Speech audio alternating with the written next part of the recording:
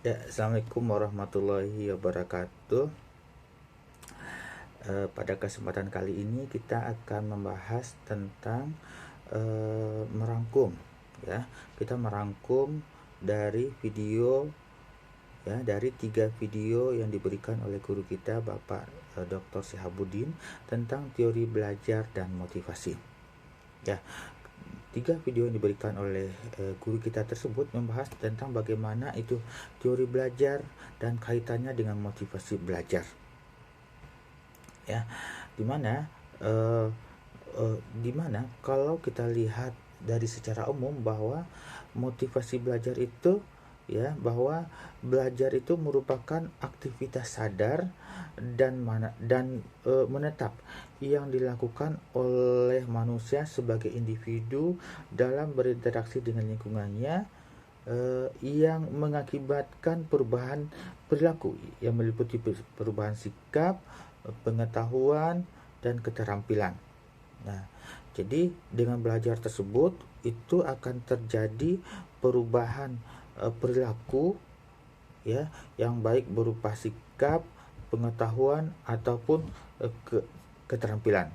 Uh, ciri dari individu yang telah mengalami proses belajar adalah adanya perubahan perilaku yang relatif lebih baik, ya, menetap dari akibat interaksi tersebut dengan lingkungannya. Nah, kalau kita terkait dengan motivasi itu adalah suatu dorongan, hasrat atau minat yang begitu besar dari dalam diri untuk mencapai suatu keinginan, cita-cita, dan tujuan tertentu. Nah, jadi dengan adanya motivasi ini akan membuat individu tersebut sekuat tenaga untuk mencapai apa yang diinginkannya. Nah, teori belajar itu, kalau kita lihat dari 3 video tersebut, dibahas memang terkait dengan 3 teori belajar, yaitu ada teori belajar dari mazhab terkait dengan tingkah laku, dimana kalau teori ini yang terkait dengan tingkah laku itu menekankan pada teori tersebut menekankan kepada hasil dan proses belajar. Yang kedua, aliran, ya, aliran atau mazhab kognitif, dimana kalau kognitif ini menekankan kepada bagaimana proses dari belajar tersebut, ya. Kemudian aliran ketiga itu terkait dengan humanis.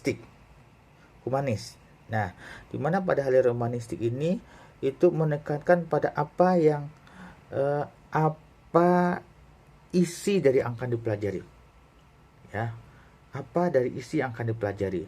Keempat, ada aliran konstruktivistik, dan yang terakhir adalah aliran yang dikenal dengan namanya sibernetik, itu menekankan pada informasi yang dipelajari. Nah, aliran-aliran ini yang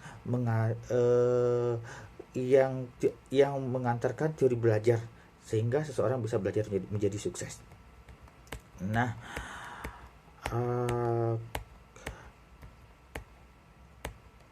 lalu bagaimana sih motivasi tersebut?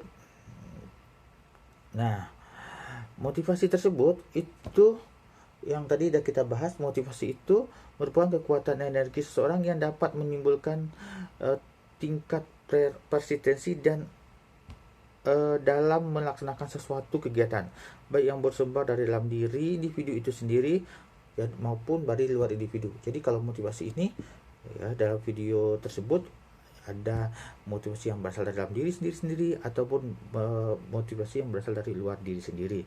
Jadi seberapa kuat motivasi yang dimiliki individu tersebut akan menentukan terhadap tingkat kualitas perilaku yang ditampilkannya, baik dalam konteks belajar, kemudian dalam konteks bekerja, ataupun dalam konteks kehidupan lainnya.